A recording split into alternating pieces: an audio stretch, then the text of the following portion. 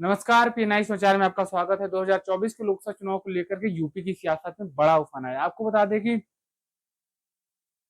14 मई के दिन जिस प्रकार से रघुराज प्रताप सिंह आने वाले चुनाव में अपने मन मर्जी से अपनी कसौटी पर प्रत्याशी को कसकर जहां चाहे वहां मतदान करें।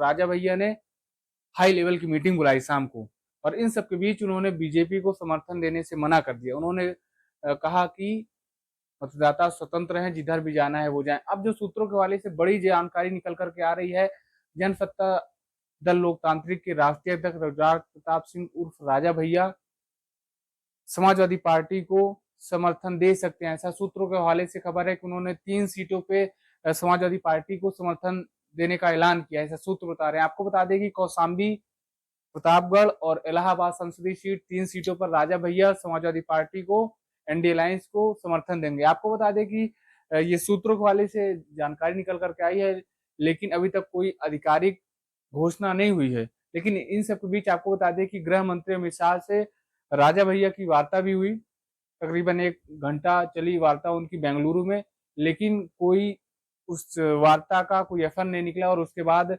अभी 4 दिन पहले ही हाल ही में प्रतापगढ़ में बाबागंज आता है, और हालांकि लोकसभा लगती है कौशाम्बी संसदीय सीट है, और वहां पे अमित शाह आए हुए थे। लेकिन इन सब के बीच राजा भैया को निमंत्रण भी नहीं मिला और राजा भैया वहां पहुंचे नहीं। तो तब से कयास लगाए जा रहे थे कि राजा भैया अब किसके पाले में जाने वाले। लेकिन अब जो सूत्र बता रहे हैं कि राजा भैया समाजवादी पार्टी को समर्थन दे सकते हैं। हालांकि आपको बता दें कि बाबागंज और कुंडा, ये 2 सीटें राजा भैया के पास हैं। कुंडा से स्वयं विधायक हैं, और वहीं बाबागंज से विनोद सरोज जनसत्ता दल के विधायक हैं, विनोद सरोज।